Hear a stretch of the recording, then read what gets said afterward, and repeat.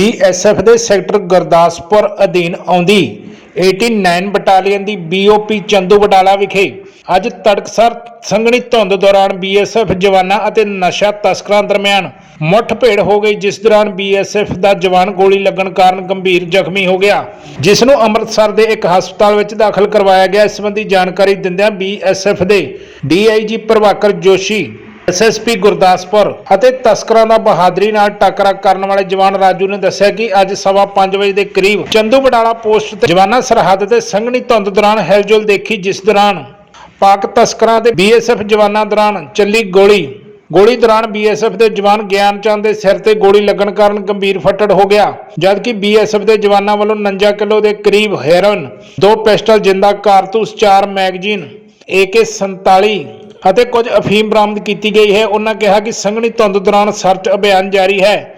ਇਸ ਖੇਪ ਨੂੰ ਲੈਣ ਲਈ ਪਹੁੰਚੇ ਭਾਰਤੀ ਤਸਕਰ ਜੋ ਫਰਾਰ ਹੋ ਗਏ ਹਨ, ਉਹਨਾਂ ਦੀ ਭਾਲ ਕੀਤੀ ਜਾ ਰਹੀ ਹੈ। ਉਹਨਾਂ ਨੂੰ ਜਲਦ ਹੀ ਪਕੜ ਲਿਆ ਜਾਵੇਗਾ ਅਤੇ ਪਾਕਿਸਤਾਨੀ ਅਧਿਕਾਰੀਆਂ ਨਾਲ ਵੀ ਗੱਲਬਾਤ ਕੀਤੀ ਗਈ ਹੈ।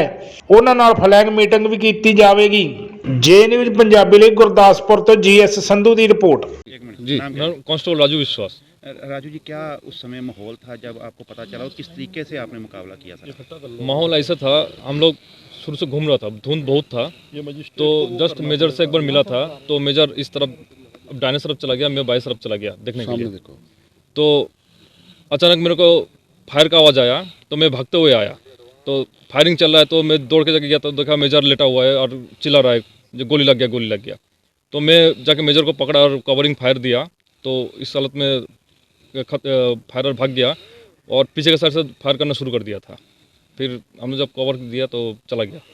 कैसे महसूस करते हैं ऐसी घटना को जब आपने फायरिंग की और उनको भागना पड़ा पीछे? सर गोली तो सामने से देखो तब पता लगेगा सर। कोई बात नहीं। सर, जिस तरीके दसा जा रहा है कि इधर ਦੇ ਵੀ ਲੋਕ ਸ਼ਾਮਿਲ ਸਨ, ਕੀ ਕਾਰਵਾਈ ਤੁਹਾਡੇ ਵੱਲੋਂ ਕੀਤੀ ਜਾ ਰਹੀ ਹੈ? DIG ਸਾਹਿਬ ਨੇ ਤੁਹਾਨੂੰ ਸਾਰੀ ਡਿਟੇਲ 'ਚ ਦੱਸਿਆ ਕਿ ਕਿਵੇਂ ਆਪਰੇਸ਼ਨ ਹੋਇਆ, ਕਿਵੇਂ ਸਾਰਾ ਇਨਸੀਡੈਂਟ ਹੋਇਆ ਮਾਰਨਿੰਗ 'ਚ 5:15 ਵਜੇ ਦਾ। ਸੋ ਉਸ ਤੋਂ ਬਾਅਦ ਜਿਹੜੇ ਆਪਣੇ ਇੰਡੀਅਨ ਸਾਈਡ ਤੇ ਬੰਦੇ ਸੀ ਉਹਨਾਂ ਬਾਰੇ ਜਿਹੜੀ ਸਾਡੇ ਕੋਲ ਇਨਫੋਰਮੇਸ਼ਨ ਹੈ ਆਲਰੇਡੀ, ਉਸ ਇਨਫੋਰਮੇਸ਼ਨ ਤੇ ਵੀ ਵਰਕ ਕਰ ਰਹੇ। ਜਿਵੇਂ ਪੁਰਾਣੇ ਸਮਗਲਰ ਕੋਈ ਸੀਗੇ ਉਹਨਾਂ ਦਾ ਸਰਚ ਕਰ ਰਹੇ, ਉਹਨਾਂ ਦੀ ਰੇਡ ਕਰ ਰਹੇ। ਜਿਹੜੇ ਕੋਈ ਪੁਰਾਣੀਆਂ FIRs ਨੇ ਜਿਨ੍ਹਾਂ ਤੇ ਕੋਈ ਮੇਜਰ ਰਿਕਵਰੀਜ਼ ਹੋਈਆਂ ਉਹਨਾਂ ਤੇ ਵਰਕ ਕਰ ਰਹੇ। ਐਂਡ ਹੋਪਫੁਲੀ ਅਸੀਂ ਜਲਦੀ ਬੰਦੇ ਫੜ ਲਾਂਗੇ ਜਿਹੜੇ ਇੱਧਰਲੇ ਪਾਸੇ ਇੰਡੀਅਨ ਸਾਈਡ ਤੇ ਆਏ ਸੀ। ਜਿਹੜੇ ਪਾਕਿਸਤਾਨ ਸਾਈਡ ਤੇ ਆਏ ਸੀ ਉਹ DIG ਸਾਹਿਬ ਨੇ ਦੱਸਿਆ ਕਿ ਤੁਹਾਡੀ 11:30 ਵਜੇ ਅੱਜ ਫਲੈਗ ਮੀਟਿੰਗ ਹੈ, ਉਹਦੇ ਵਿੱਚ ਉਹ ਮੁੱਦਾ ਉਠਾਉਣਗੇ, ਉੱਥੇ ਗੱਲ ਵੀ ਕਰਨਗੇ। ਤੇ ਜਿਹੜਾ ਇੰਡੀਆ ਵਾਲੇ ਪਾਸੇ ਦੈਟ ਵੀਲ ਟੇਕ ਕੇਅਰ। ਇਹ ਆਸ-ਪਾਸ ਦੇ ਪਿੰਡਾਂ ਦੇ ਹੋਣਗੇ ਜਿਹੜੇ ਕਹਿਣਾ ਮੁਸ਼ਕਲ ਹੈ ਕਿ ਲਾਗੇ ਦੇ ਪਿੰਡਾਂ ਦੇ ਹੋਣਗੇ ਜਾਂ ਦੂਰ ਦੇ ਹੋਣਗੇ, ਬਿਕੋਜ਼ ਸਾਡੇ ਸੈਕੰਡ ਲਾਈਨ ਆਫ ਡਿਫੈਂਸ ਦੇ ਜਿਹੜੇ ਨਾਕੇ ਹੈਗੇ ਉੱਥੇ ਸਾਡੇ ANPR ਕੈਮਰਾਜ਼ ਵੀ ਲੱਗੇ ਹੋਏ। ਸੋ ਜੇ ਕੋਈ ਹੋਏ ਤੇ ਗੱਡੀ ਤੇ ਆਇਆ ਹੋਊਗਾ ਤੇ ਉਹਦੇ ਵਿੱਚ ਕਲੀਅਰ ਹੋ ਜਾਏਗਾ।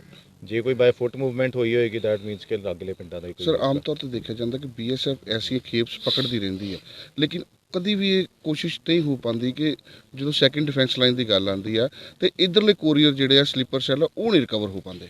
ਨਹੀਂ, ਕਾਫੀ ਕੇਸਿਸ ਹੈਗੇ ਜਿਨ੍ਹਾਂ ਵਿੱਚ ਰਿਕਵਰੀ ਹੋਈ ਵੀ ਹੈ ਤੇ ਬਾਅਦ ਚ ਬੰਦੇ ਵੀ ਫੜੇ ਗਏ। ਜਿਵੇਂ ਅਕਤੂਬਰ ਵਿੱਚ ਅਸੀਂ 8 ਕਿਲੋ ਰਿਕਵਰ ਕੀਤੀ ਸੀ, ਉਹਦੇ ਵਿੱਚ ਸਾਡੇ ਕੋਲ ਬੰਦੇ ਟਰੇਸ ਹੋ ਗਏ ਸੀ, 3 ਬੰਦੇ ਟਰੇਸ ਹੋ ਗਏ ਸੀ, ਉਹਨਾਂ ਤੇ FIR ਵੀ ਹੋਈ ਹੈ ਔਰ ਅਰੈਸਟ ਵੀ ਪੈ ਗਈ, ਉਹ ਚੱਲ ਵੀ ਗਏ ਨੇ ਜੇਲ੍ਹ 'ਚ। ਸੋ ਜਿਹੜੀ ਪਹਿਲਾਂ ਉਸ ਤੋਂ ਪਹਿਲਾਂ ਜਿਹੜੀ ਮੇਜਰ ਰਿਕਵਰੀ ਸੀ 22 ਕਿਲੋ ਦੀ ਇੱਕ ਹੈਰੋਇਨ ਦੀ ਰਿਕਵਰੀ ਹੋਈ ਸੀ, ਆਈ ਥਿੰਕ 2020 ਜਾਂ 2021 'ਚ, ਉਹਦੇ ਵਿੱਚ ਵੀ ਬੰਦੇ ਅਰੈਸਟ ਹੋਏ ਸੀ, ਉਹਦੇ ਵਿੱਚ ਵੀ ਬੰਦੇ ਜੇਲ੍ਹ 'ਚ ਗਏ ਨੇ, ਉਹਦਾ ਵੀ ਟ੍ਰਾਇਲ ਚੱਲ ਰਿਹਾ। ਸੋ ਇਹਦੇ ਵਿੱਚ ਵੀ ਵੀਲ वर्क ऑन इट, ਅਸੀਂ ਇਹਦੇ 'ਚ ਵੀ जल्दी बंदे फड़ाएंगे। Thank you sir. बता दीजिए कितने बजे का ये मामला? आज सुबह 5:15 बजे हमारा हेड कांस्टेबल ज्ञान सिंह यादव, जो यहाँ से तकरीबन सेम जहाँ पे अपन खड़े हैं यहाँ से कोई 25 मीटर दूर पे पेट्रोलिंग कर रहा था, और उसके दूसरी तरफ कांस्टेबल ये राजू विश्वास था जो तकरीबन 50 मीटर दूर था। इस हेड कांस्टेबल ज्ञान सिंह यादव ने फेंसिंग पर कोई मूवमेंट देखा, इसे लगा कि कुछ सामान को इंडिया के अंदर घुसाने की कोशिश की जा रही है, तो इसने तुरंत उनको चैलेंज करते हुए फायर करा। 15 राउंड इसने फायर करे अपने जो मैगजीन में थे, और जो ही इसने फायर करा पाकिस्तान की तरफ से भी, मतलब अक्रॉस द फेंस इसके ऊपर भी फायर आया, जिसमें से 2 गोली इसके हाथ में और एक इसके सिर में लगी, पर इसने लगातार फायरिंग को जारी रखा।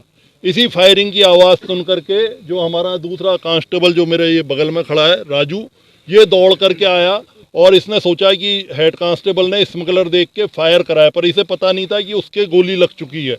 और इसने जो ही इसने पहुंचा और देखा कि उस उस्ताद तो नीचे गिरे हुए हैं और फिर भी फायर कर रहे हैं, तो इसने भी पोजीशन ली और स्मगलर्स को एंगेज करा। जब उन्होंने देखा कि दो जवान पहुंच गए और फायर हो गया है, तो उनकी हिम्मत एकदम पस्त हो गई और वो पूरा सामान छोड़ करके भाग गए। जब यहाँ पे सर्च करी गई तो 47 पैकेट हेरोइन, तो तकरीबन 47 केजी हेरोइन, 7 पैकेट अफीम है, 2 पिस्टल हैं जिसमें से एक इटालियन मेड है, एक चाइनीज़ मेड है। एक पिस्टल के साथ 42 राउंड है, एक के साथ 12 राउंड है। 74 राउंड गिरे हुए AK-47 के सर्च के समय हेड ऑफ फेंस मिले। और मैं बताना चाहूँगा कि यहाँ से 200 मीटर आगे IB है और उसके आगे रावी नदी शुरू हो जाती है। तो रात के समय ही रावी नदी में नाव से ऐसा लगता है 5 से 7 जवान जो स्मगलर्स थे, उन्होंने ये बॉर्डर क्रॉस करी और हैवीली आर्म्ड थे। और ऐसा लगता है कि बिना किसी और जो पाकिस्तान के जो भी हैं उनके सपोर्ट के बिना ये कार्रवाई नहीं करी जा सकती।